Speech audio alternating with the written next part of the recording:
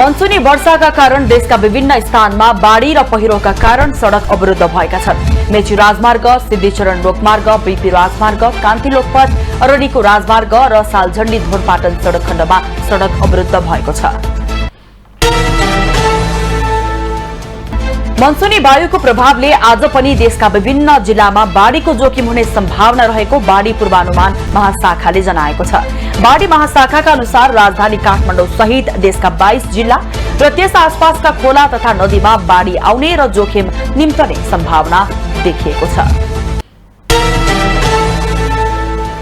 विज्ञापन बोर्डको अध्यक्ष पदका लागि दरखास्त आह्वान भएको छ। सूचना तथा संचार मन्त्रालयले आज सार्वजनिक सूचना जारी गरी योग्य उम्मेद्वारहरूबाट साउन 8 गतेसम्मको मिति राखेर दरखास्त आह्वान गरेको हो।